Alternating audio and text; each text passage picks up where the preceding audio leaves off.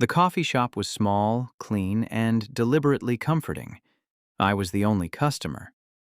Behind the counter stood the barista. His name tag read, Taz. He looked young, recent graduate young.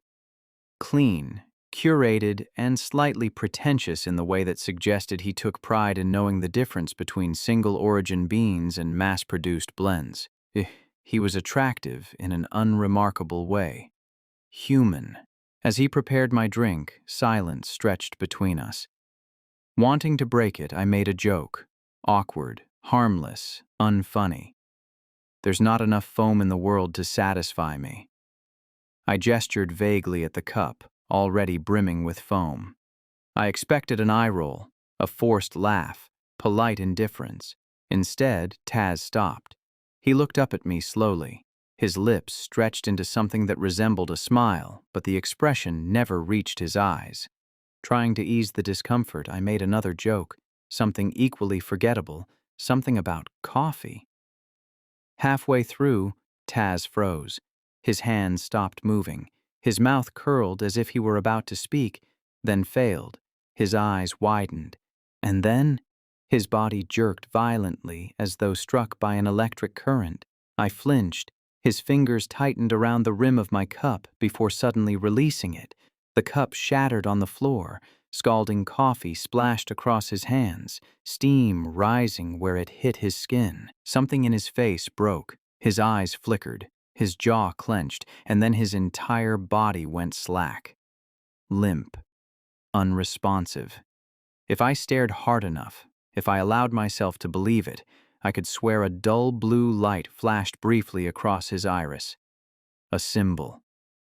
A human error message. He blinked. He stepped backward.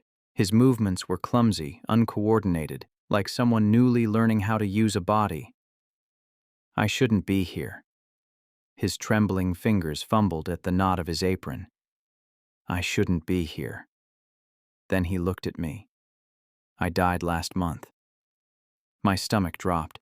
Only then did I notice the stitches, rough, uneven sutures holding the top of his skull together, as though his brain had been shoved back in hastily. Car accident, he whispered. Brain dead. His voice cracked. I was talking to my mom. She died when I was a baby. I thought I'd finally made it to her. Tears welled in his eyes. But my contract doesn't end until 2009. Contract. The word echoed inside my chest. They're keeping me here until it finishes. Voice growled from the back of the shop. Taz. His body stiffened. The voice came again. Cold, commanding. Get back to work. Taz's hand drifted across the counter. His fingers closed around a jagged shard of the broken plate. I knew what he was going to do. The shard pressed into the skin of his neck. He pushed. Blood emerged, not fresh or red, but thick, dark, gelatinous, old. When the shard cut deeper, his body jolted violently. Blood streamed from his nose. The stitches in his skull began to tear open. His eyes shifted unnaturally in their sockets. This was not a living body. This was a corpse refusing to stay intact.